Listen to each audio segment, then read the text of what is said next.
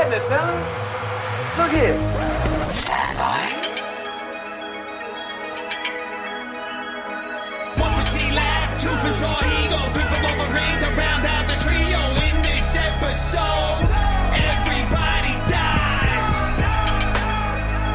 Broadcasting live from inside the Power Band, this is The Blah. In this episode, everybody dies.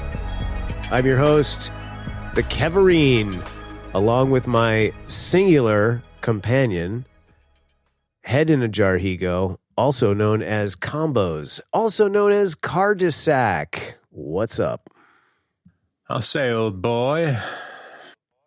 Say, old boy. What's going on? Welcome, and welcome to all of you out there to the show. This week we're talking about an exciting modern film that takes place a long time ago, and that movie would be the, did this come out in 2024? 2-4, I think. Who cares? Yes. 2024's the Ministry of Ungentlemanly Warfare, which is a Guy Ritchie movie starring Henry Cavill, Elsa Gonzalez, Til Schweiger, Alex Pettyfer, and my favorite guy there, Alan Ritchson, and a lot of other great people. And Babs Alusa Mukun. That's right, who was excellent. Let's dive into this excellent movie. High level, go ahead, buddy. High Lev. I watched this, I don't know, maybe 3 months ago, 4 months ago, something like that. Don't matter. Me and Chrissy Snaps, and had no real idea what to expect, other than, Guy Ritchie with Henry Cavill at the lead role, more or less. And Sure, we were both like really, I guess I can't say I was surprised, but it Right. exceeded my expectations. I thought it would be pretty good, but I really enjoyed the hell out of it. And kind of blown away is a great way to describe it. yeah, right? yeah. It was very good. And, so we watched it this week again, and we both enjoyed the hell out of it again, man. It's just, what's it's a more wonderful fun feeling. than, watching Alan Ritchson kill Nazis with a fucking bow and arrow. Yeah. It's just hearing that thunk. I know, It's like right? Not much, man. Stapling dudes together, like fucking firing them straight through people. Like, it's just, there's just, Fires it straight through one guy and nails the guy Yeah. behind him to the Yeah. crate. Oh, so great. good. Just great action. And, it's always, it's just always fun to see Nazis get iced, It really is, man. And I mean, even though, Chad and I are sort of the resident World War II freaks, it's hard not to like, one of these stories, man. I mean, like Inglourious Basterds, we were kind of like, but this was fantastic. Now, I watched it probably, I don't know, like probably same as you, like 3-4 weeks ago. And I don't know what it was. Like I was kind of like into it. And then I was like, man, this is really long. And I was like, where am I? And I clearly was not paying attention. That was the problem. And so Were you I driving? sat down to give it like no, I was not driving. Thank you for asking. But this time I did sit down on the couch and watched it on the large TV and gave it a full absorb. And I loved it, man. It was so good. Excellent. Not just because Cavill's in it, not really even that at all, like just the whole thing, the whole package was excellent, man. The film, the acting, the actors were great. The music was freaking awesome. Very, man. yeah. That's something I picked wow. up on in this watching. Like, I really enjoyed the hell out of the soundtrack. Yeah. Yeah, exactly. Like every single part of it, so like, I just loved it. I was like, great. I love movies like this. I love a World War II movie. I love a cool World War II setting. I love cool world building, and even though this is actually based on a true story, which I didn't really realize till the end, like cool world building, man. I mean, one of my notes was like, I'd love to see more adventures in this world that he made, with these characters like this. It's just so damn good, man. Yeah. I mean, it's almost like a war movie via something more akin to like a heist, Yeah. It's very, you son of a bitch, I'm in. Dude, you nailed that. Wow. Nice one. Yeah. Son of a bitch. And interesting that you brought up Inglourious Basterds, because this is like what I was hoping that would be, Yeah. Wow. This is like what I wanted out of that movie and didn't get. So, yeah. And interesting, yet still, because that movie has a very similar kind of like, okay, we're going on this super secret kind of undercover mission with all these moving parts. Yes.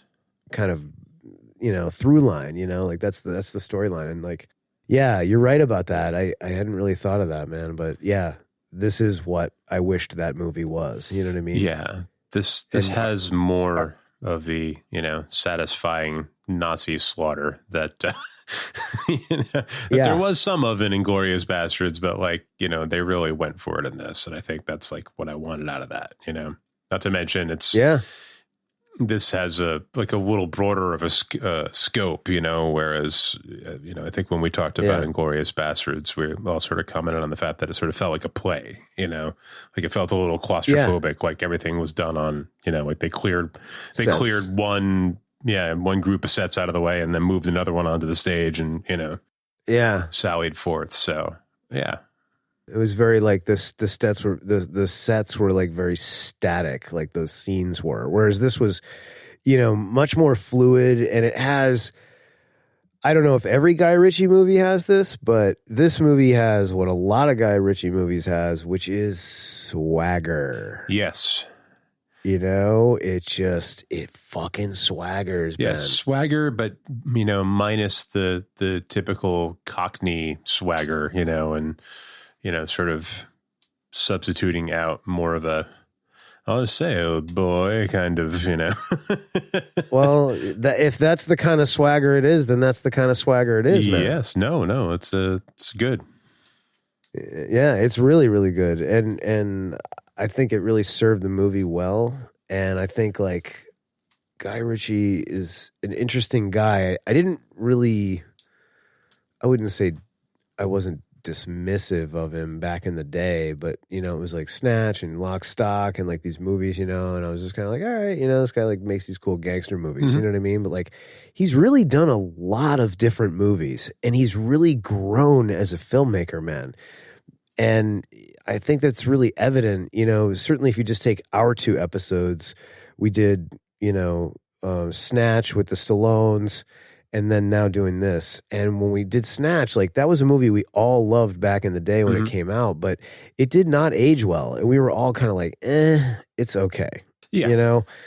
And this is like freaking light years above that, man. I think as a film, as a whole package, you know what I mean? Yeah. I mean, maybe it's just a craving for this kind of story that sets it apart, but I think it feels next level, right? I think it's got right? It does to me. Yeah.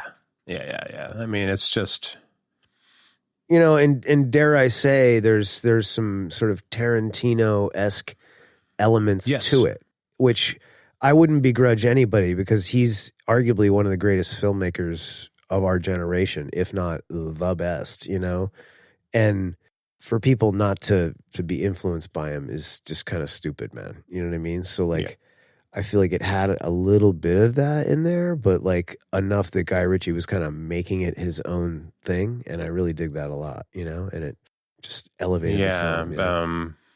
So coming to mind for the Tarantino-esque sort of stuff, I'm thinking about maybe like the some of the banter between Isaac Gonzalez and Til Schweiger, like they're sort of cat and mouse going back and forth, sort of with their cleverness.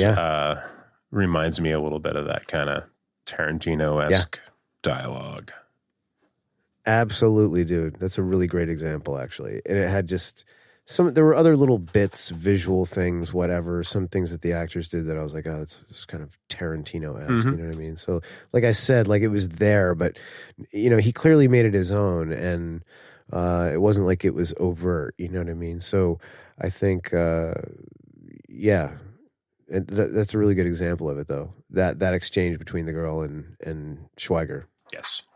Who was fantastic, by the way, who I loved seeing in this like larger role in this movie, because I loved him in Inglourious Bastards, but it was like, we just didn't really see enough of him, man, He was very good. Yeah. Right? Excellent. Properly evil,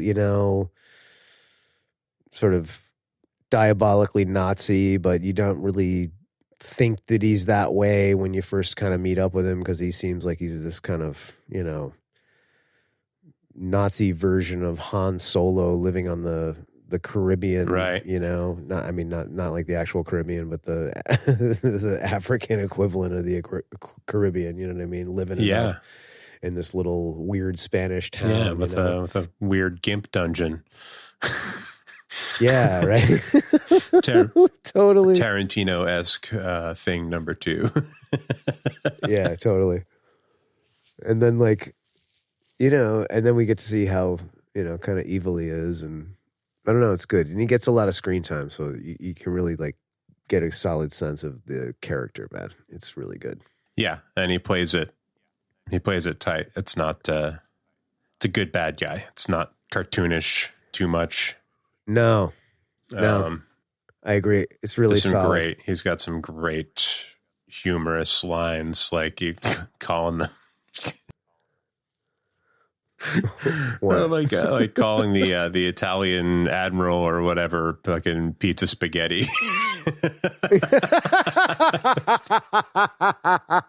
I did catch which that. Sounds rather childish, but in context, it's fucking hilarious. It's totally hilarious. And I actually, when I heard that, I was like, man, why didn't I call more Italians that when I was growing up? Pizza spaghetti. I didn't even catch the pizza part, man. Yeah, he goes. I thought he said something like Captain Spaghetti or Colonel Spaghetti or something like that. Spaghetti. Yeah, it's so funny. So he's fantastic, and everybody in this movie is fantastic. And I think I'm gonna just jump right in on a guy that I really, really just enjoyed watching, and I think really, not really stole the show, but did such an excellent job, man. I couldn't stop watching him, and that was the guy that played Heron. Yeah, Babs Olusegun. Yeah, Babs. Yeah, he's great, man. I've really come to appreciate him.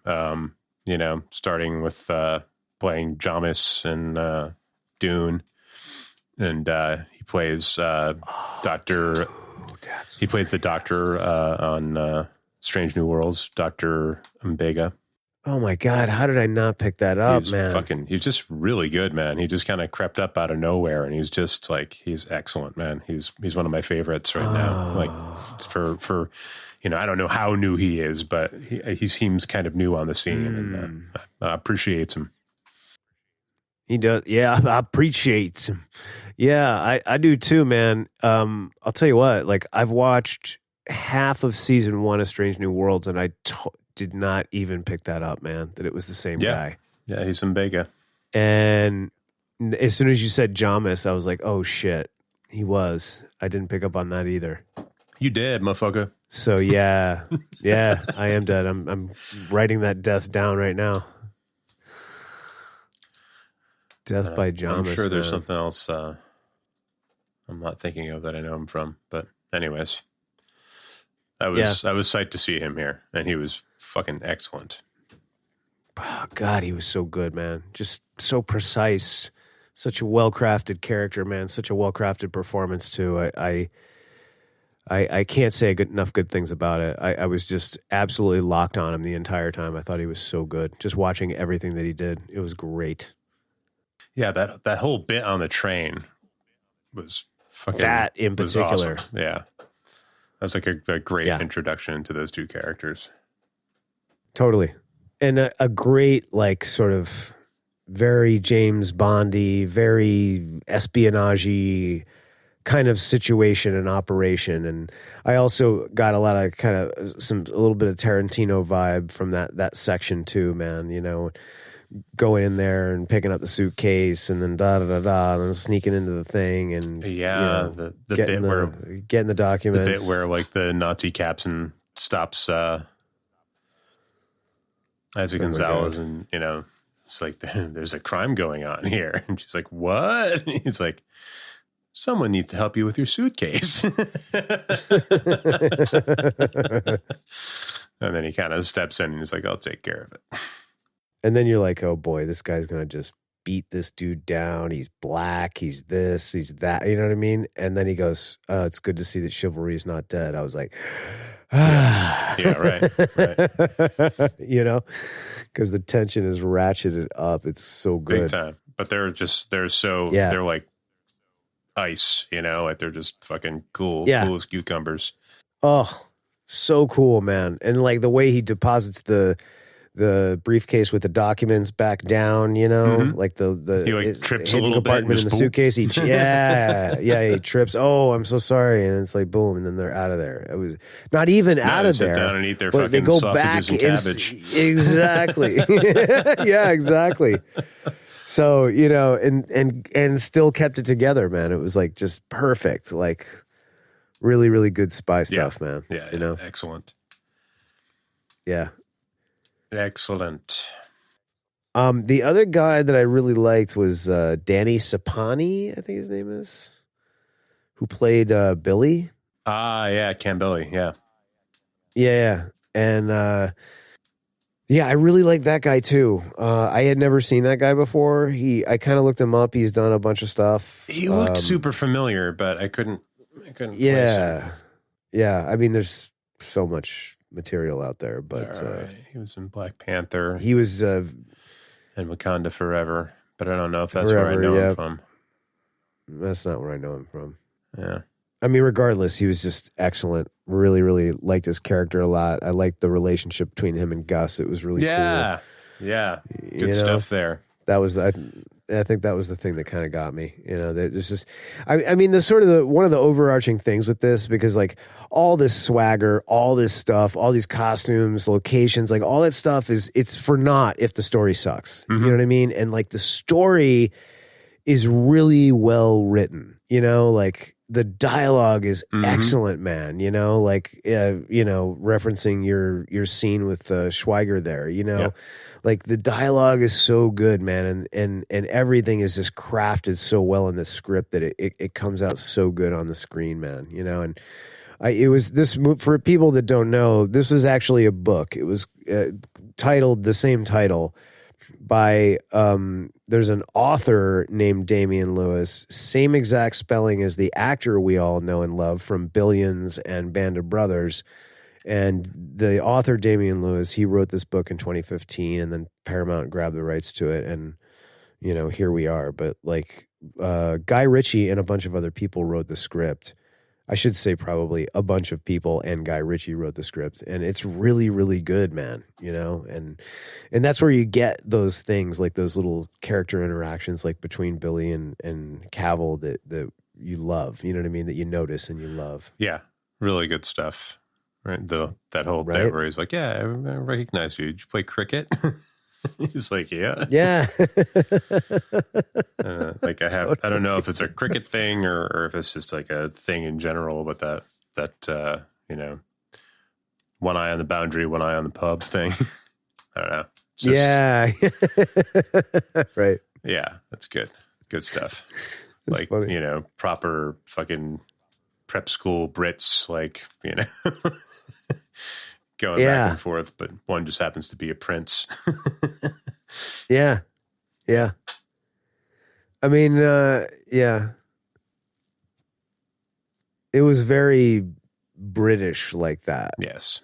Like I don't know exactly what I'm trying to say, but yeah, I don't know what I'm saying either. But if you've seen it, you know what we mean. You know what right? It just had this very British quality to it that was great. Yeah, they're not, it's again not your No. typical Cockney fucking Guy Ritchie gangster flick. Like these guys No. are like prep school fucking well mannered Brits, Yes. Yeah. proper. Well, they're old school. Mhm. You know what I mean? Like, this is World War II, dude. It's like everybody was like that. Even the crazy Danish guy, kind of. So where should we go next? What do you want to do? You pick something. What do we got? Or an actor or whatever. Yeah, I mean, let's keep let's keep chewing at this via Sure. the actors, I guess. What do you think of that Elsa Gonzalez? I don't know anything about her. I've never even seen her before. Never even heard of her before. I thought she was great. Right? I'm not super familiar. No. She was in Baby Driver. Okay, I saw that. Oh, snap. I have a copy of that. Yes. Now I know exactly who she is. Yeah, okay. She looked very different in that. I thought she was great. She carried it, man. She played the part. That was hard to do. Yeah. Right? Mexican actress. Okay. Baby Driver. Yeah. Wow. What else? Three Body Problem. Oh, she was in that semi-good Bloodshot movie that we watched during COVID. Oh, shit. Yeah. She was in Hobbs and Shaw. I never saw that. Never will. But No, haven't seen it. never say never. She was good in Baby Driver. That was a really good movie, man. That was a good movie. Talk about a good car movie. Talk about a great heist movie, dude. That was a good one. Yeah, put that one on the list. I agree. Let's do it. So yeah, obviously, just based on that little bit of banter between me and Jarhigo, I did not know who this person was or remember her clearly. But you did. She carried, but she did. She did really good. There's a lot of actresses you could have got to play that part that are like more established, that have really good chops. That like, I don't know. I would have thought might have been go-tos maybe more than her, but man, she stepped up to the plate, dude, and delivered. Wow. Really, really good. Great singing performance, like the whole thing, man. Yeah, there was a lot there, man. Action, right? Like great dialogue, the singing part, like absolutely. Yeah. Sexy, all that. But she didn't come across like a dame either, like a weepy dame or No. It's the fucking exact opposite.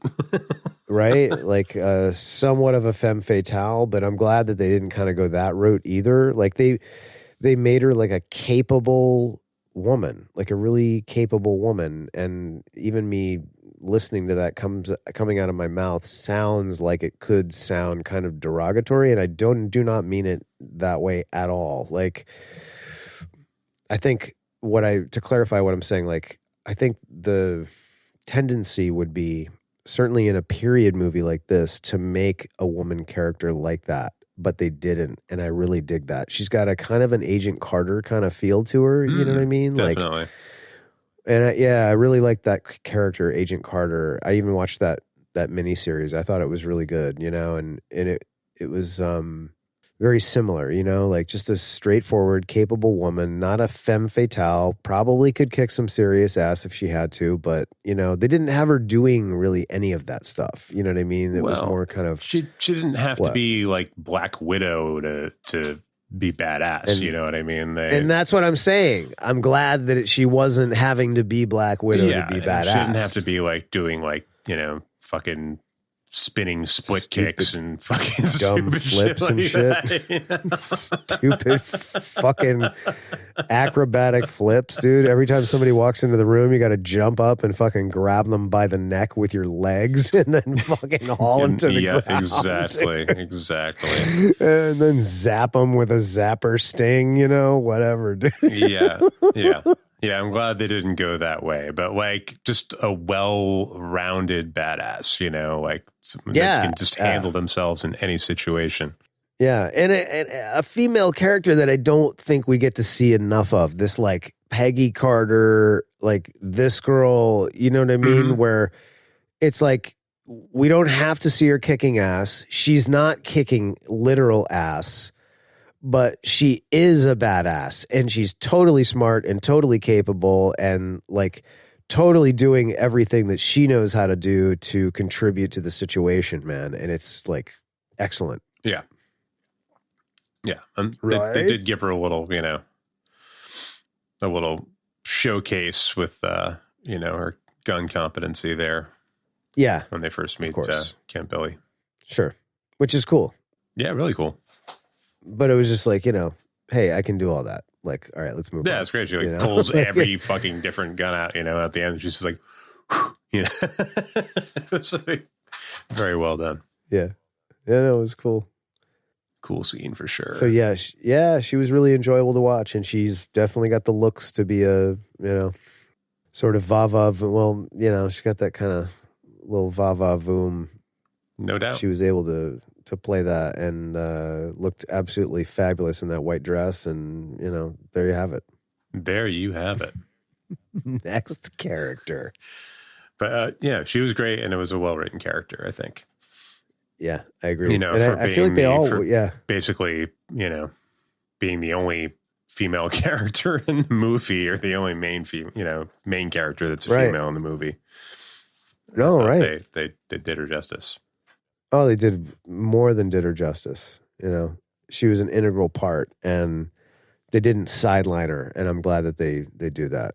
They did that like that. You know what I mean? Yeah. Yeah, she's integral to the whole thing. Yeah. I would love to know, like, how much of the book is actually in this movie, How much of the actual story is in this movie, What's liberties were taken and so forth. Yeah, and I wonder, because the Gus March Phillips was the inspiration for James Bond. Yeah. Let's talk about that for a minute. Go ahead. And there's a dude that actually plays Ian Fleming in the movie, Freddie Fox. He's like one of the communication guys or whatever. But this is like based on a true story. So, well, Freddie Fox plays like the right hand guy of M, which is Cary Elwes. Yes,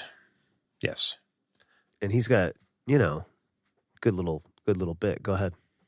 Yes, but his Freddie Fox is Ian Fleming.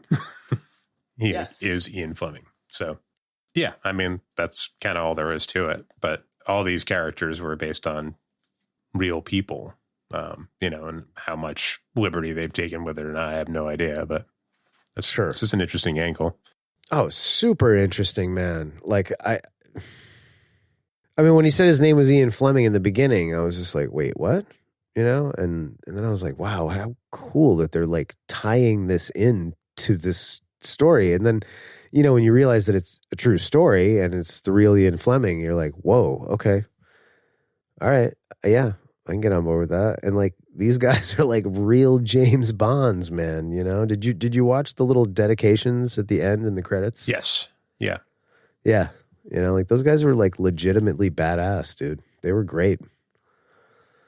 And really, really did it with a lot of like cool and a lot of swagger. And it's impressive, man. And it's cool as hell that these were the guys Gus was the guy that Bond was based off of. Very, very cool. Very cool. Very cool. Very nice. James Bond, love him or hate him? I hate James Bond. No, I'm kidding. I know you do. That's cool. Yeah, it's really, really cool. I think this is also like I liked the what the hell was the series of those movies? Taron Egerton. It was a kind of a James Bondy kind of thing. They Kingsman.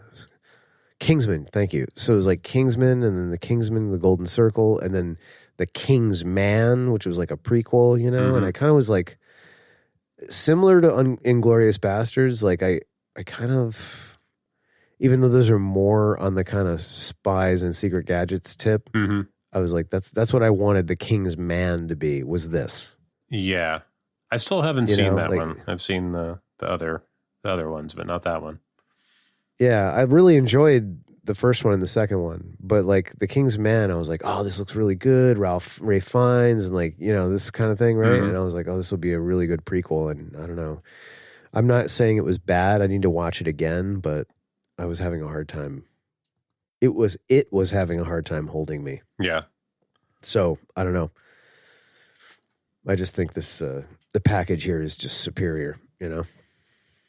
Yeah, it's cool. It's kind of like, I don't know, seeing behind the scenes or something, you know? Kind of, yeah. In a couple of different levels. Yeah. And the, you know, the locale was cool too. Like, this is Africa. Not the typical, like, all right, it's World War II. We're sneaking through France and sneaking through Denmark and Belgium and all these places. You know what I mean? It wasn't anything like that. Right. Yeah. This is like a totally different theater of the war that they don't, you know, it doesn't get as much, I don't think gets as much attention. Maybe it did in the past, but. I don't feel like I recall any, you know, World War II movies that take place in that area. Right? No. Not off the top of my head, anyway. No. I might be a walking corpse right now, but. Well, the only thing that comes to mind for me is Archer. That doesn't count because that's a cartoon. Mm-hmm. And that's flashbacks, you know, like whatever. So I don't know. I just dug that. It adds just different textures, different feels, you know, to the whole thing. I mean, a lot of times when you think of World War II, you think of like the cold and all this kind of thing, you know, and it's like, it wasn't all like that, you know, when they were obviously in Africa. It's totally different climate. No, it's like an actual world war. Well, yeah. And also action like happening everywhere, more or less. Yeah. Like literally all over the world. Right.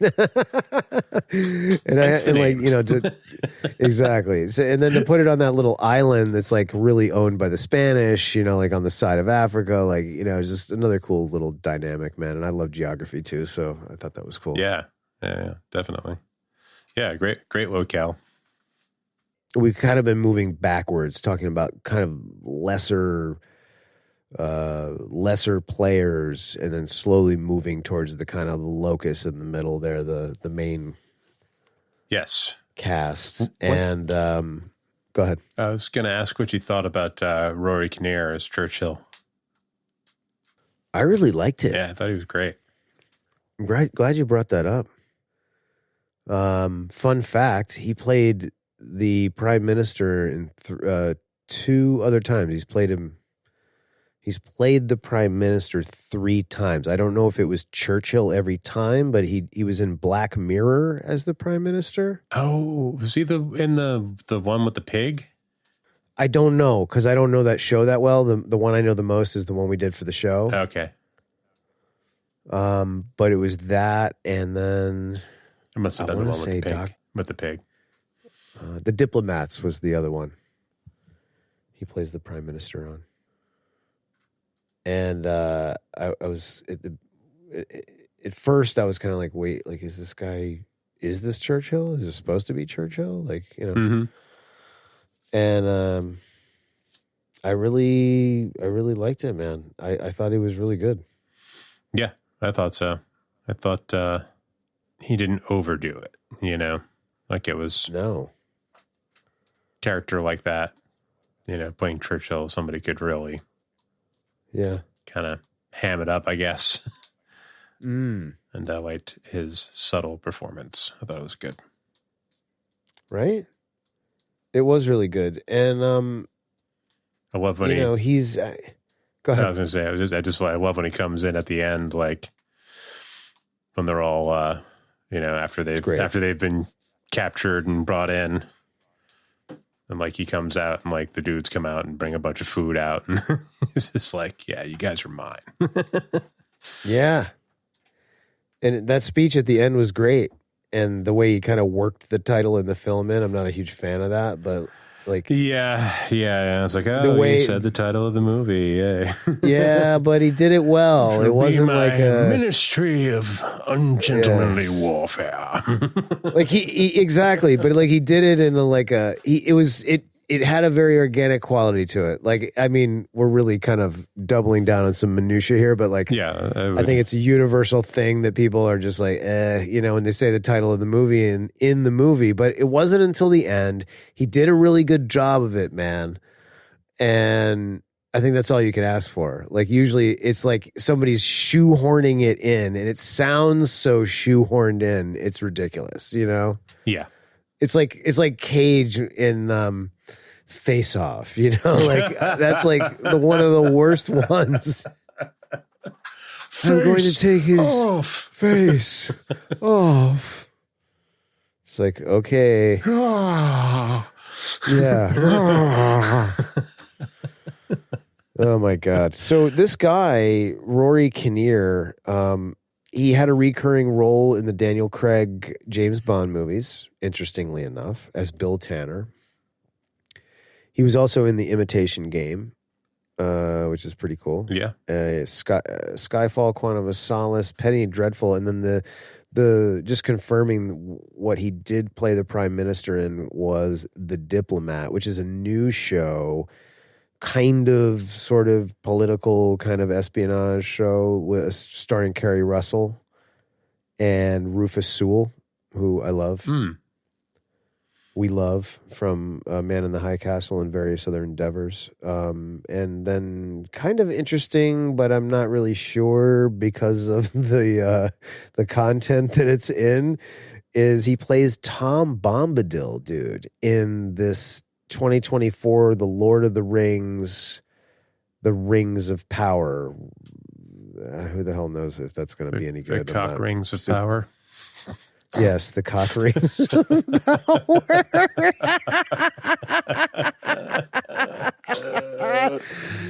Oh boy. Yeah. I'm not bullish on that, and we all know why. No. And if anybody out there listening doesn't understand that, then hit us up in the comments on Instagram. We'll tell you what's up with that. We might even make a special episode about it. Oh wait, we did. I think that's a franchise that could use a little nap. I think, dude, big.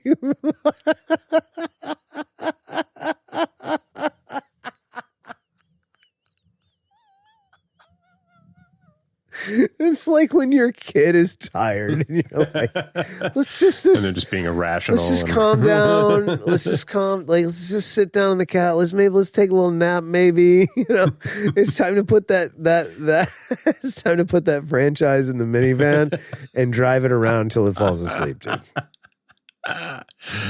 No, for real. You're spot on that, man. I mean, my God. Yeah.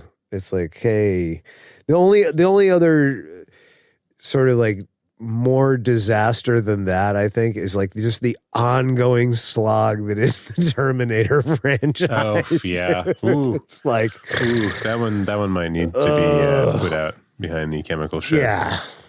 Yeah. That's what I think about that one. That's a tire to the tree in the back, man. You know, like fully move over to video games, I think. At this point. I mean, you know, first one, obviously legendary classic. We talked about it. I was very spirited in particular. And, you know, second one, same thing, like great movie, man. Amazing. Third one, not so much. No James Cameron. And then like Salvation, I actually thought was really good, man. You know, it was like Bale and it was done. It was like, okay, just right before all that shit happens, kind of, you know, it was kind of neat. And then we had, what's his name? Woodsworth. Sam Woodington, the wooden actor from Avatar. Yes. You know, Worthington and, you know, whatever, man. And then, like, I don't even know where we are. I feel like there's been 3 sequels since then. I've watched maybe one. None of them were very good. The Arnold one we did, I think, on this. It was like he did drapes, you know, like it was like, right. Yeah. He owned a curtain company. Yeah, the curtain company. I have a business making styrofoam nuns. You know, like it was just weird for you. Yeah, I've been reprogrammed to make you some curtains. I made you some plaid curtains while you were out. You know, I don't know, man. I don't know. like having Linda Carter in that new one, the Dark Fate one, was like, it was pretty cool, and there was some cool elements to it. But I was just, this whole thing, man, is just a mess. You know, Yeah. like it's kind of a mess. It's a mess. Like the Lord of the Rings, same thing. It's like the first one's like really great, and like Two Towers, arguably the best one. It's kind of Empire Strikes Back of the original three, and the third one is like yeah. Okay, and then like this Hobbit's just no, like these new ones, no, no, just no. No. And then you pop in the fucking Ralph Bakshi 1978 Lord of the Rings animated with all that dope ass rotoscoping and shit. Like I just watched that like a couple of weeks ago, man. It's so good. It's been some time. Yeah. So definitely time for that to have a nap. Indeed.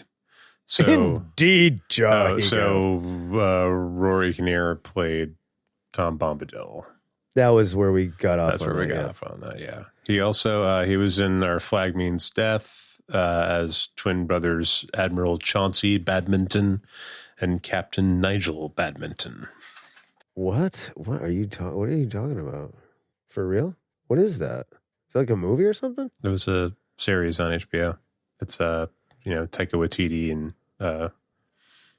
Rhys Darby. What's it called again? Our Flag Means Death. Our Flag Means Death. Oh, yeah. I have heard of that. Yeah, it was fun. Yeah, cool. I guess he was in Penny Dreadful as well. Mm-hmm. Mm-hmm. I did not watch that. I did not watch that either. I cannot. But I've heard that it's... To me, that's like the other British show we couldn't think of the other week there. Oh, Downton Abbey? Yeah. Jesus, what a disaster that was. Ooh, hey, ho. So yeah, Rory Kinnear, really good job as Churchill, man. I liked it. It was a good performance. It was intense. It wasn't, again, none of these things were like too much in one direction or too much in the other direction. Like every character, it was like exactly where they needed to be. Just perfect. Like great writing of the characters and excellent execution by the actors, Mm-hmm. Love it. And to that end, what else we got? Let's talk about... Well, I want to talk about Henry Golding for a minute. I'm kind of like, this is my kind of first exposure to this guy, sort of. And he's very interesting, man. He made his sort of big splash with Crazy Rich Asians, which was a massive hit. And I've not seen that movie. You don't have to be Asian to watch it, but I have not watched it yet. You don't have to be Asian to watch it. I know it's crazy, right? It's crazy. But so he was in another Guy Ritchie and movie. Rich. Yeah. I like what you did. Whoa. I like what you did there. So he was in The Gentleman, which was a Guy Ritchie movie. So interestingly enough, The Gentleman was a good movie, but apparently there's like a series now, like set in the same sort of universe on Netflix or something. And that's gotten like all these accolades, man. I don't know if he's in that. I don't think he is. It doesn't say that he is. Yeah, I have no idea. I was under the impression that's sort of like, Blue Thunder. They got like, Dana Carvey and there's like different people to play the roles. Oh, that was so upsetting, man. Wait a second. That's not Roy Scheider. Exactly. That's how you always were as a kid. You were like, oh boy, here comes the disappointment. Mm-hmm. Better take an ibuprofen, man. I'll just watch Airwolf instead. Exactly. Watch Airwolf. He was also in Snake Eyes. So whatever, that's Henry Golding. But I really, I enjoyed him in this. I thought his character was fantastic, man. I loved him. And I thought his performance was great. What can I say? He was great, man. I love his intro where he, sort of fucking... that whole scene is great where they have the, Nazis board their fucking little sailboat and like, yeah, fucking Lars is like cracking up the entire time and like they just slaughter these dudes. Pretty much just fucking, just Lars slaughters the dudes more or less by himself. Totally. With a fucking knife. And then Henry Golding pops out of the water and you get the, he's planted explosives on like the big fucking battleship or whatever that was. pulling them over in the water. Yeah. And he's super like, I mean, they're all like this. And I think this is kind of what you were talking about before. They're super like kind of nonchalant in that stoic British way, you know? Like he blows the shit out of the ship. All the guys on the ship are dead. And he pops up and he's just like, so you're going to tell us what we're doing here? Yeah. You know? Yeah. Oh, yeah, right. Thanks. Good stuff. It's really, really good. Hell yeah. So yeah, he was very enjoyable to watch. I really liked him a lot. Indeed, he was. Yes. And then let's move on to Alex Pettifer. I'm not super familiar with this dude. I really liked him in this. I can tell you what. I feel like I should know him from something. He did. I'm pretty sure. Magic Mike. What did he Elvis do? and Nixon. Elvis and Nixon. In Time. Oh, that was Reading like IMDb. Reading IMDb. For you listeners out there, this is great content. I recognize his name, but I'm I do too. having a hard time finding what I would have known him from. Anyways. I think the only thing that I've seen that he did is, here it is, I Am Number 4, 2011. It was about a bunch of like sort of mutated kind of superhero kids. Oh, yes. And I don't know, it was like kind of on one day, I think, like in a old school Hey Beastmaster's on kind of way. Mm-hmm. So I watched it and it was pretty decent. I feel like this dude did that movie and then like got a bunch of flack or something, man, in the media. And then he kind of like dipped for a little bit and like, I don't know, now he's back. I could be completely wrong about all of that. It sounds like somebody talking out of their asshole. Yeah. Something happened with sounds like some bullshit coming out of somebody's ass, right? But I really liked him in this. And like, I was like, who is this guy? I was like, Glenn Powell? No. You know, like this guy, no, not that, not Joel Edgerton. He kind of looks like those people, maybe, but really enjoyed him, man. He was great. His Apple, old Apple. Apple, dude. Another great character intro. He's like, could you unplug me, please? Yeah. He's got like jumper cables attached to his nipples. And again, it's like that nonchalant, stoic shit. Yeah. You know what I mean? Where it's like, he waits till everybody gets in the room and then they have a quick bit of chat. And then he's like, would you mind unplugging me? The battery's still on. You know? Yeah, that's good. Okay, sure. Good stuff right there. Yeah, really good stuff, man. I liked him. I don't really have much else to say about him. No, I mean, he's one of the lesser, has lesser parts, I think. Less meat, but like, he does come up with the whole sick plan that they execute at the end, which is dope. Yes. Well, that's like, he was like the plan guy. The plan guy. He was the brains of the operation, if you will. You son of a bitch, I'm in. I don't even know how you would do that. I was trying to throw an old boy in there, but, You son of a bitch, I'm in, old boy. There you go. I was trying to figure out what order to do that in. Yeah, at the end, you got to it was not happening in an organic way. You bloody bastard. Don't panic, it's organic. Yeah. Whoa, hey, oh, that's an oldie goldie right there. I tell you what. So, moving right along, then, if we're sort of done with Petty let's talk about Richson, man. Yeah, I am just a huge fan of this guy. What do you think? He was fucking great, man. He was, just a domineering presence on screen, excellent physicality, and just the way he played the character with the, sort of fucking sense of humor about the whole thing. Collecting Nazi hearts. Right?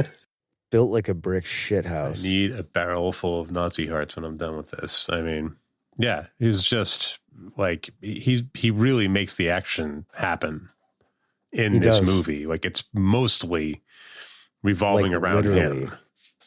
Just, yeah. He's setting it off. Yeah. Yeah, he's fucking great, man. Yeah, he is, man. He's a force for sure. Are you a fan of Reacher? I have not watched Reacher. You haven't gone down that road yet? I have Okay. not gone down. I'm just now realizing that's fucking him. So I was a fan of the Reacher. Yeah, well, you know, it is what it is. I was a fan of the Jack Reacher movies with Tom Cruise, especially the first one. I really liked it a lot. Solid Tom Cruise, great, you know, sort of mystery, you know, kind of thing. Yeah, I think I saw one of them. Yeah, and the first one had Duvall in it too, which was kind of cool at the end. And Ooh, nice. Yeah, really nice. And I then love Bobby Duvall. And then I don't know where. I'm trying to think where I saw this guy next. It was probably on Titans on HBO. I've mentioned that a couple of times to you two. So for the folks at home, Titans it's like a live action take on Teen Titans, and oddly enough, like done by Warner Brothers. It was released on HBO though, not on like the CW network. So it's not like sort of part of that whole like Arrowverse, and it was really good. As Chad and Ben know, I've sang its praises numerous times. Like, it was plenty gritty. The writing was solid to decent, you know, and the characters were great, good actors picked. And he plays Hawk of Hawk and Dove on that, and he was really, really good in that. And I saw him in somewhere else, and I don't remember what it was. But at any rate, I saw season 1 of Reacher because I was already a fan of the movies, and that blew me away. He was amazing in that, and that got a lot of acclaim because the second season was just as good. And he's fantastic, great physicality, like you said. And you're right, he kind of does start like every fight in this movie almost. Yeah, or he's at least at like the heart of it, you know, or his scenes are you know, the most engaging because, you know, he's I don't know if I saw him pick up a gun once. He's just like working his way through, you know, crowds of Nazis with a knife and a bow and arrow, basically. It's kind of like whatever he's got around him, man. Whatever he can pick up, yeah.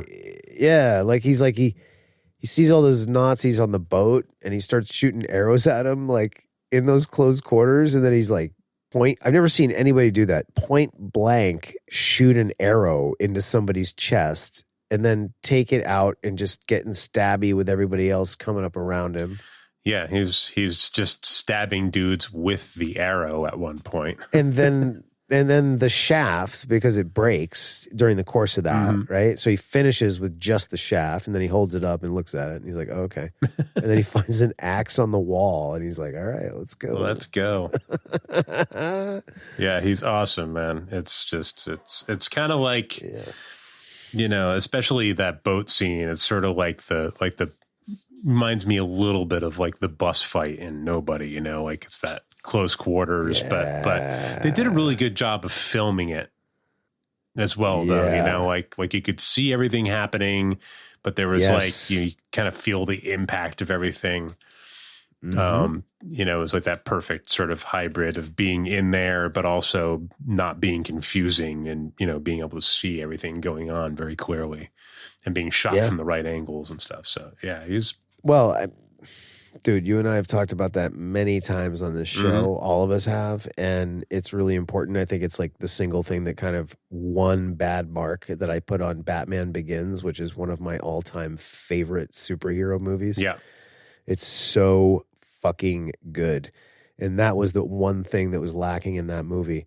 So, yeah, you're right. It was really well shot from a fighting standpoint, and that's always appreciated by the three of us here. That's for damn sure.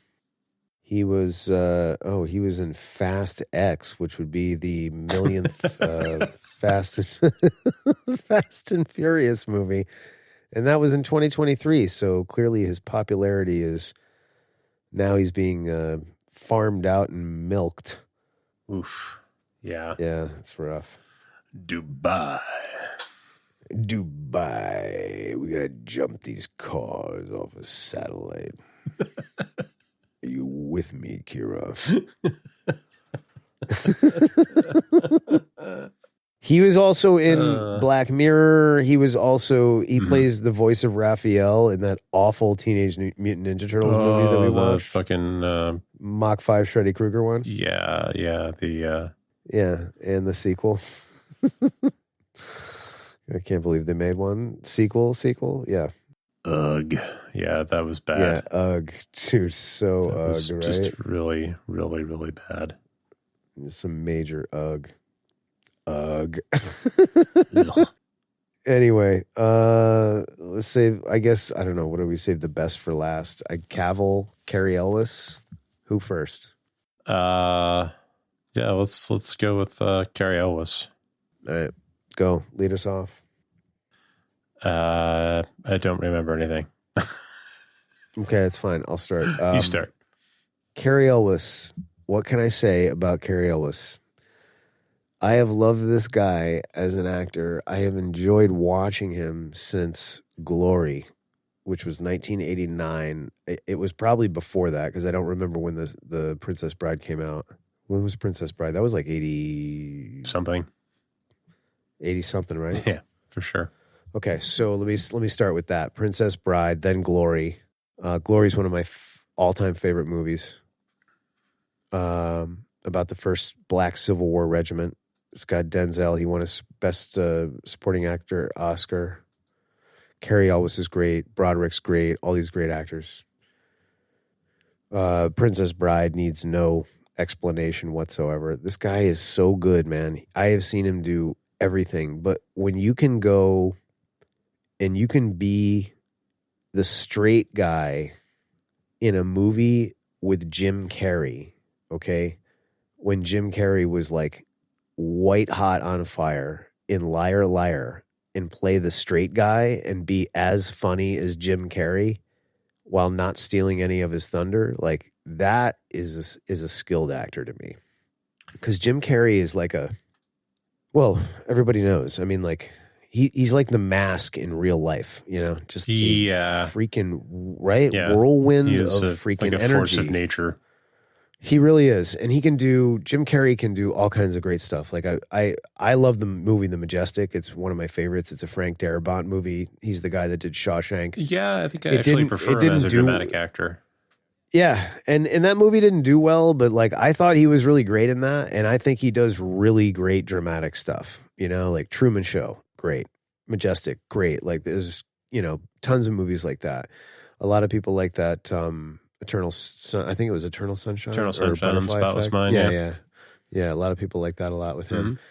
Mm-hmm. And some other stuff too, but like he's also really funny. I mean, like Ace Ventura and all these great movies. Liar Liar is a favorite of mine. I have a copy of that. And like Carrie always plays like the dorky sort of like soon to be stepdad in that. And like he's like as funny as Jim Carrey, dude. And it's like he's just playing the straight man dork. And I was like, this guy is amazing, dude.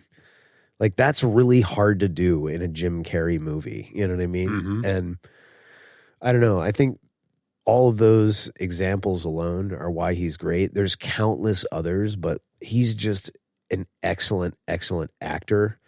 He only looks like he's aged like a week since 1989. And he's just fantastic, man. And the other thing is like, for me, you know, he's like Clancy Brown. I mean, I can never get enough of him, man.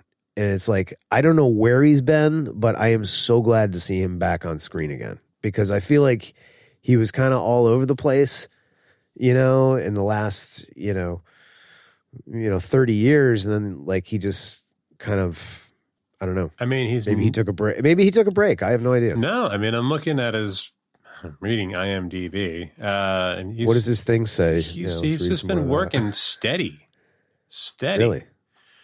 Yeah, and I guess I just haven't seen a lot of the stuff that he's been in because I had the same impression for a while that, you know, I'm like, oh, like it's great to see Carrie Ellis again. Like I haven't seen him in a while and he seems to be cropping up all over the place now. And, you know, I guess that's but he never went away is the point. He never really went away. Yeah. So just for clarification for the folks at home, 87 was Princess Bride. Oh, I forgot Robin Hood Men in Tights. Yes. You know, Kiss the Girls, Yeah. Gettysburg Address. I mean, he was Knuckles, on fucking Seinfeld. He Saw. Oh my God, yeah, Seinfeld. The He was Saw in movies. Saw. He was in Bram Stoker's Dracula. He was in fucking Hot Shots. I know, right? He It's, played like the sexy blonde pilot guy. And he was in that awful Rebel Moon. Yep. Yeah. He's done a bunch of voice work too. Tons. Yeah. And he was in Mission Impossible, not the original, but one of the Mission Impossible movies, which are actually quite good. You know, whatever. I can go on and on and on. I think it's a case of what you said. I just haven't been watching these things that he's been in. Yeah. You know? Yeah, he's... Oh, wait a second. Well, Go ahead. no, go ahead. No, I just see a thing that says that he plays the mayor in Stranger Things 4. Yeah. I don't remember that. Yes. Yeah. He did? Mm-hmm. Okie dokie. Yeah, it was like they had Matthew Modine, and then like when he showed up, when Cary Elwes showed up, I was like, what? This is great. They're bringing back these guys I haven't seen in ages. I know, like Modine, Paul Reiser. Oh, it was so fucking good, dude. Yeah. The final season's coming out soon. The part 5 will be the last. Good. I mean, so they say, right? I know. Yeah. Wait for the spinoffs. No. They need to just do and if this was the intention, like just end the story in 5 and just be done with it. Don't fuck with it, bro. I feel like they've already been dragging that one out a little bit. Yeah, I know. I remember you saying that last time. I still thought 4 was good, but yeah, no, it's good, but it's getting dangerous. Like, the plane is running low on fuel. You better fucking land it. Well, yeah, they're in the danger zone. That's the thing, because it's like, dude, you did a really good one, then you did another really, really good second one, and then another good third one, and then another good fourth one. Like they keep going up. It's like you got to really go high to go higher than what they did in the fourth one, man. You know, the freaking Master of Puppets thing, like all that cool lore. Like it was fucking, it was crazy, dude. There was a lot of shit going on there. It was. So anyway, Cary Elwes, I absolutely love this guy, and I guess he never went away. I guess it's just me and Jarhigo are dumb, and that's fine. Mm-hmm. But I'm drawing a blank for some reason, but I seem to recall him being really funny in the season where Gus kind of comes in at the beginning of the movie, and he's like, "Oh my God." Yeah, it was all like nonverbal, yeah. Yeah. Go ahead. He was just sort of like reacting to Gus, and he was very funny. He was extremely funny. So maybe that's why I'm not recalling anything specific, because it was mostly like reactionary rather than stuff he was saying. But yeah, but all that stuff is great, man, and it takes a really good actor to really do that well, you know, and like that whole exchange where he's just kind of like, you know, would you like to have some tea? And he kind of just subtly accentuates tea, and then he goes for the booze, and he's like shaking his head, and then he picks up a cigar, and he he nods, and just that it was a great sort of secondary conversation going on there. Yes, yeah, really good. I totally forgot we did. He was in Twister, which we covered. Oh yeah, right. Plays the sort of douchey science guy that has all the money. Mm-hmm. Yep. Oh shit! I forgot he was in Dracula. That's the kind of actor he is, though, man. He's in so much shit. You're just like, oh right, I forgot he was in that. Oh, I forgot he was in that. No, I always forget he was in Dracula. Yeah, a lot of that stuff. It's like I don't think I realized it was him. You know, he's just one of those people that you're not necessarily looking for. And he always does such a great job that he just sort of kind of just gets blended and soaked right into the movie. But not in the way that's like, oh, he's forgettable. No, it's not like no. That. The opposite. The opposite. Quite the opposite. It's like he's that good, you know? Yeah, I agree. I forgot he was in Days of Thunder too, man. Like, let's read IMDb. This week on the EBD, Ben and I read IMDb for an hour and a half. It's called the IMDb episode. Oh man. All right, so let's The coup de wrap grace. this up with let's wrap this up with Cavill. Yes, sir. Mr. Hank Cavill. How many Cavill movies have we done? I don't know. We did The Witcher. That was probably the biggest Cavill thing we did. Witcher, and then the fucking Thing? 4x3 black and white version of fucking Justice League. Oh, that's right. I love how you had to put that in there, right? Because he hated it so much. Yeah, he was in the Justice League, but we'll focus on the other things. We talked about him as Superman quite a bit. Yeah, we did. And our enjoyment of that. Yes, still enjoy that. That movie holds up beautifully too. It's a really, really good movie. It works as a standalone, and it kind of works launching the rest of the quote unquote DC Man of Steel sort of universe. Yeah, Man of Steel. Yeah, it's almost kind of a shame that he's like that's it for him, and that's like wrapped up. Because I thought I know the potential is there for more. I think with him in that role. Fuck it. I so totally agree with you, man. And it's like, where's it going to go now? Who knows? That's a tough role to cast too, and he was really good, like physically, all of that. He did a really good job with it. Yeah, he brought on that that charm, that like he really did, man. Channeling a little bit of that like boyish Christopher Reeves sort of charm, but bringing his own thing to it. Yeah, I thought he was very good, and I know a lot of people don't care for him as Superman, but I thought he was very good. Huh? Wow. I can't even fathom that, dude. I think he's damn near perfect. Absolutely. He's got that kind of, he's able to be dorky, kind of, and sort of subdued, like play the it's hard to play the Clark part of it, and he does it well. And like, great as Superman, like that's difficult too, it's like you got all this power, dude, I don't know. Really good. So, at any rate, I haven't seen Argyle. I haven't seen Man from U.N.C.L.E., which is also a Guy Ritchie movie. I liked Argyle a lot, but did you? I'm a giant fan of Sam Rockwell. Yeah, dude, I know you are, and I like him a lot too. Like he didn't have like a huge, Henry Cavill didn't have like a huge role in that. He sort of plays like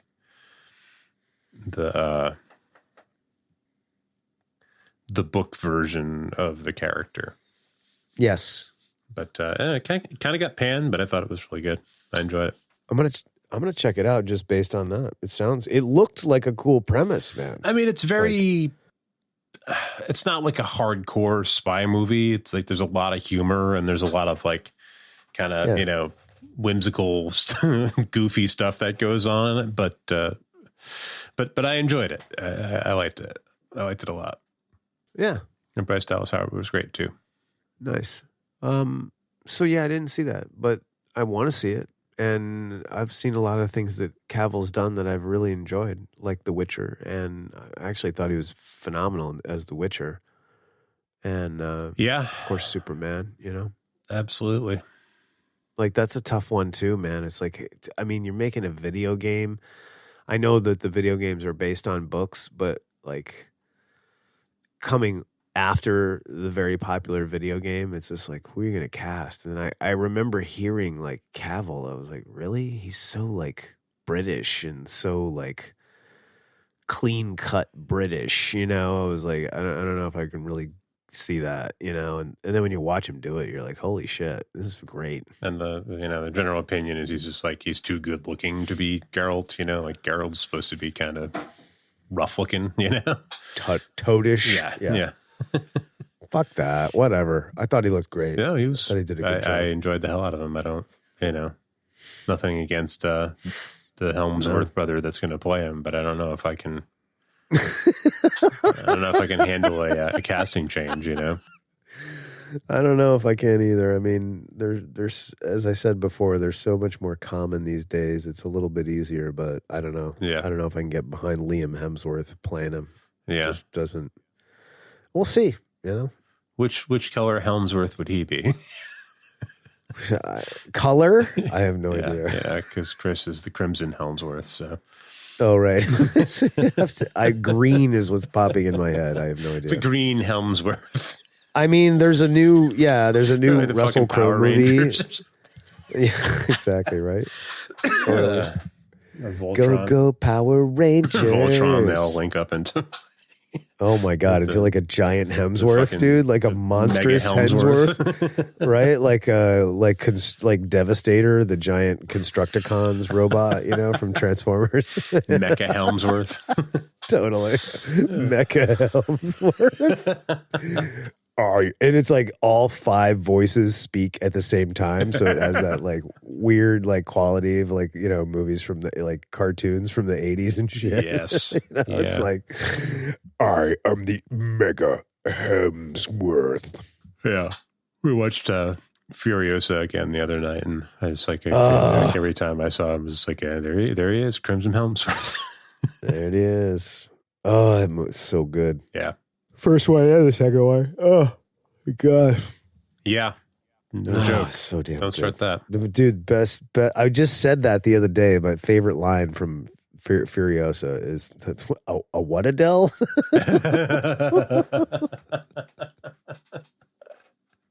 There's a place with abundance. The Citadel. The what Adele? What Adele? Love that. Mm-hmm. Yeah, he was great in that. That was just what a Really, really what good. a fun villain. His fucking Totally. stupid fake nose and his fucking Crocodile Dundee fucking Say it. delivery. Talk about the motorcycle. His stupid fucking Mention the motorcycle fucking gladiator cart chariot. Dumb. That's great. Dumb. Anyway, yeah, I really like Henry Cavill, man. I mean, I got no beef with him. I loved him. For me, I saw him in Count of Monte Cristo. I know that movie's not really your bag. That's a big movie that Chad and I have both seen a million times. We did a Twofer episode on that. I don't have anything against that. I just don't know if I've seen it. Yeah, well, it's actually in the drive, I believe. There's a copy of it in there if you want to grab it and watch it. It's, obviously based on the Alexander Dumas book, The Count of Monte Cristo, and it's got Guy Pearce and Jim Caviezel in it. It's really, really good. It's also got Wincott, who I know you love, and Richard. It's actually one of Richard Harris's last movies before he died, and I haven't read the book, so I don't know. I mean, it's hard to make a faithful adaptation of a giant novel into a 2.5 hour movie or whatever, but I really liked it. Chad really liked it a lot too, man. I've seen it many times. It holds up great. It's great sword fighting and all kinds of stuff in it, man. So I would check it out. But that's where I first saw Cavill. He was young, like he was like literally a teenager in that, and it's interesting to see that, man. But he was really good in it. You know, he did a really good job as the kid. And that was the first time I saw him. And, you know, now he's all grown up and we're watching him do all this other stuff and it's great. And I love that he's a nerd and someday I want to get him on this show. Well, that would be something. And that's all I got to say about that. That would be something. Yeah, I haven't seen everything that he's in, but I've enjoyed the hell out of him everywhere he's cropped up. And I just enjoy his presence on the internet as a gigantic fucking nerd. And, It's great. like a fucking is not into Warhammer as I am. Like, I love that he's like a full figurine painting fucking madman with that shit. I know, dude, right? It's great. It is great. That's great. And I love that he seems to enjoy doing all those kinds of roles and like really bringing something to it, you know? That's something special there, you know? Yeah, I agree wholeheartedly, man. You know? And, yeah, I don't know. And that's it. It's like what any of us nerds would want to do, you know? Exactly. No, that's exactly it. I think that is exactly it. Like I get to play the characters that I love, and you know, like that's fucking cool, man. Yeah, it is really cool. So, at any rate, that's it. Here we are. We're not gonna. I don't know, bits and bobs. There's some decent nuggets. Couple. Do you have any bits and bobs? Just stuff we liked, whatever. I mean, we kind of touched on everything, you know, like the action scenes, the opening, you know, not Yeah, I guess that is how the movie opens, on the boat, right? With the getting pulled over by the Nazis. Like, that whole thing was great. Yeah, whatever. We don't need to get into it. Are you there? I am. Okay. Sorry. I'm sorry. I can take a death. I was reading a nugget that really caught my eye. Well, it's a Henry Cavill. With the class, I'm going to share with the class because this is cool and I think you'll like it actually. So while working as an extra in Proof of Life in 2000, and he did just for reference, he did Monte Cristo in 2002. So he was young. Cavill asked Russell Crowe for advice about acting since he had aspirations of pursuing a full-time career as an actor. A few days after their conversation, he received a box of gifts from Crowe that included, this is kind of funny, a signed picture of him in Gladiator, which is cool, with the words, "Dear Henry, a journey of 1,000 miles begins with a single step," written on it. Crowe would later play Henry's father in Man of Steel. Pretty cool. That is super cool. It is, right? Cool nug. Pretty neat, yeah. That was a good one. That was a good one. Here's another one. This is kind of interesting. During his childhood, he was bullied a lot at school for his chubbiness and known as Fat Cavill. Whoa. Because he was fat as a kid. He started to turn things around when he landed a role in the movie The Count of Monte Cristo, where he had to lose a lot of weight to get the part. Man, this is weird. Wow. The biggest turning point came when he landed the lead role in Immortals. I actually have a copy of that. That's a pretty damn good movie. Yeah, I was just looking at that. I feel like I should have seen it because it's fucking way up my alley. Yeah. Subject matter wise, but I don't think I have. I think it's one that like I probably was like, oh, I should see that. And then I never did. You should. I grabbed a copy because it was like super cheap. It was like $1 on Microsoft Movies like many years ago. And I watched it and I was like, damn, this is really good. It's a really good stylistic, like Greek gods type of movie, man. Yeah. Like, yeah, it's tight. And he's good in it. And Mickey Rourke's really good in it too. I am down. I am down. Mm. Hold on a second here. So yeah, that's bits and bobs. Like I don't nothing in particular. I really liked the plan to steal the ship. Like I like how everything went foobar and they were just like, I mean, they're so casual. Like that's part of what makes this movie funny. Yeah. And to think that these are real guys too makes it even better. But like they're so casual. Like, well, what we could do is blow the chain on the anchor and just tow her out to sea.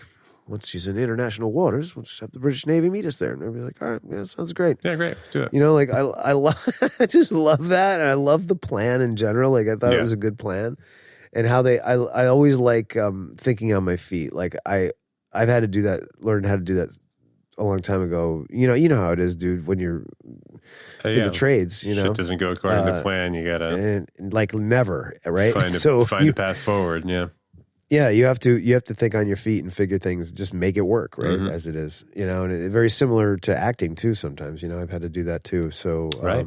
I really dig that aspect of it. And I think, just like I said before, this movie has a really cool Guy Ritchie style that, I really think, like, you know, Guy Ritchie's just kind of come into his own as a filmmaker. He's grown as a filmmaker. He's matured as a filmmaker, and I think there's definitely a Guy Ritchie style, and I like it. And I think it's turned into something great, and it's all over this movie, and I really dig that. So that's my bit and or Bob. Agreed. I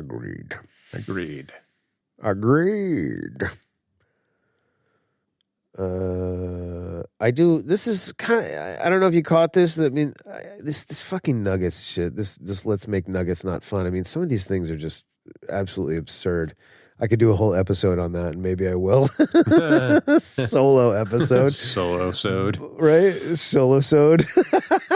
So this one here, Ian Fleming introduces himself. Ian Fleming. Did you catch that? I don't recall. I caught it in the movie, and it's, you know, like this stupid nugget goes on to explain the entire thing. Like nobody knows who fucking James Bond is, dude. This is a Ian nod Fleming. to Who's that? Yeah. Well, this is what it says. It says that, and then it goes, this is a nod to his fictional hero, James Bond, who, in many of the films in which he appears, introduces himself as Bond, James Bond. Thanks. Nobody knows that. Nobody knows that. Yeah. How does James Bond like his martinis? Oh, my God. I think he likes them stirred, doesn't he? Yes. Definitely not shaken.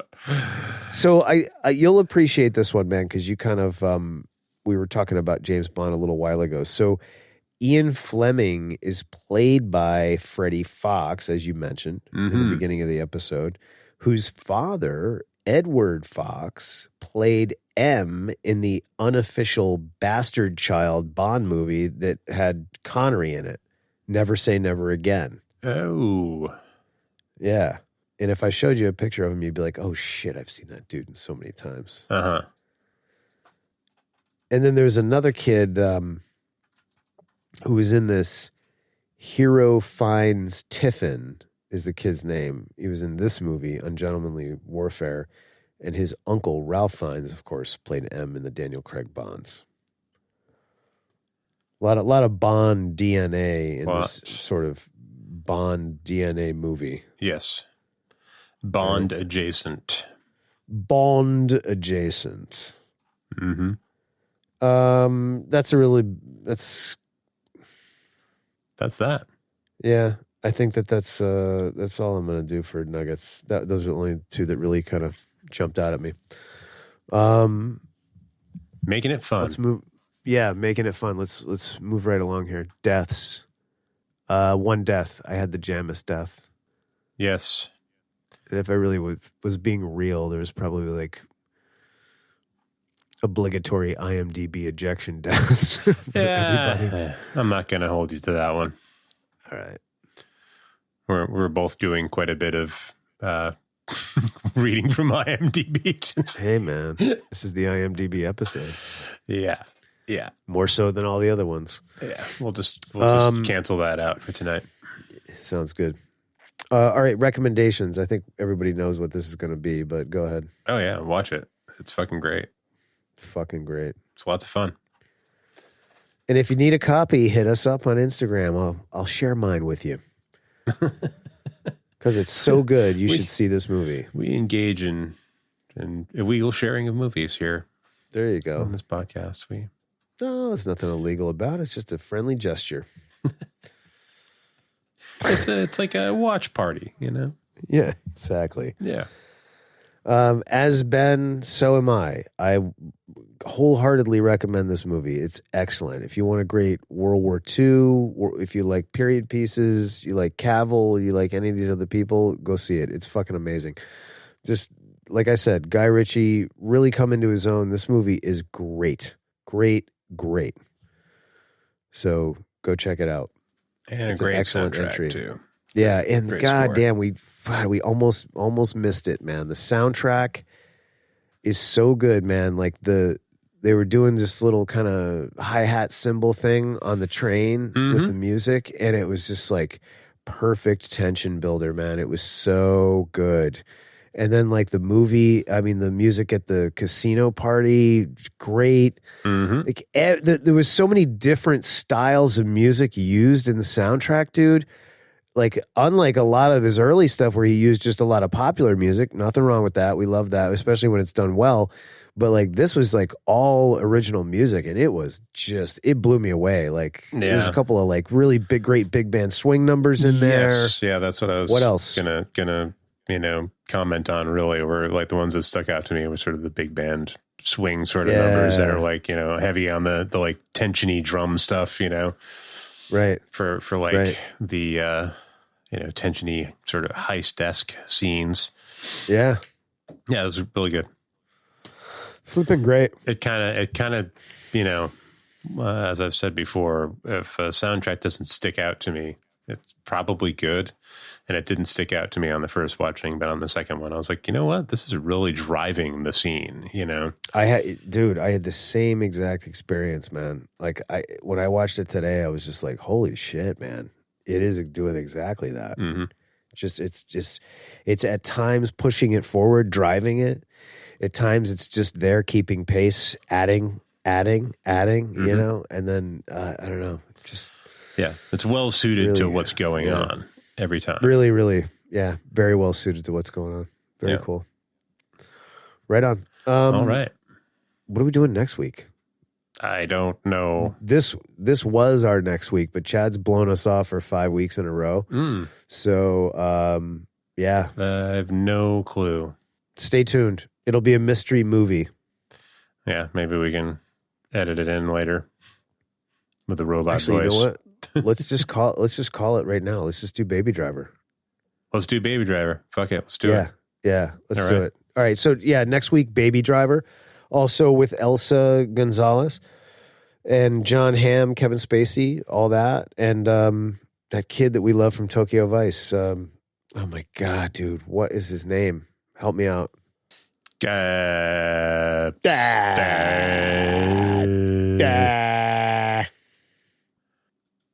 Fucking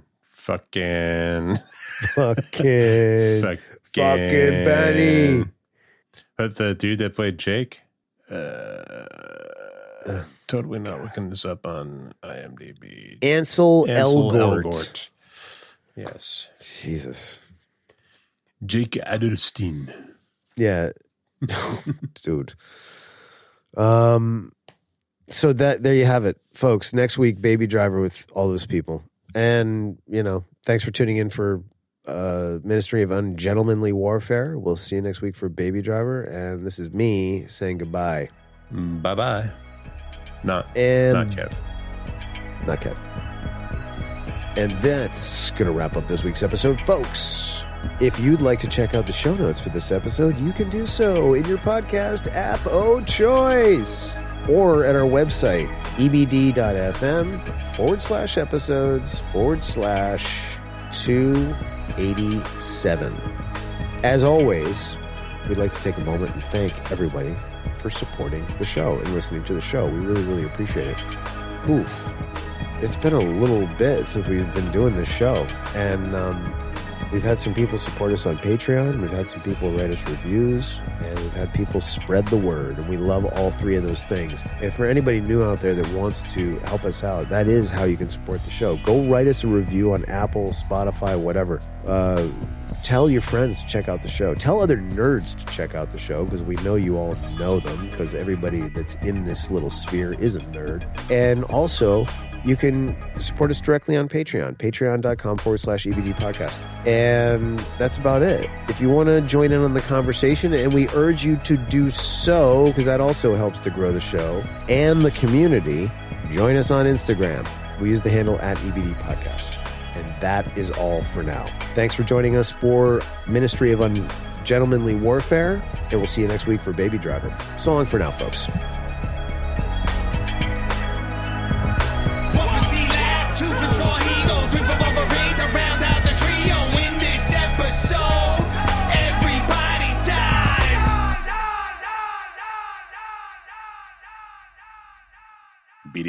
Stop it, do it.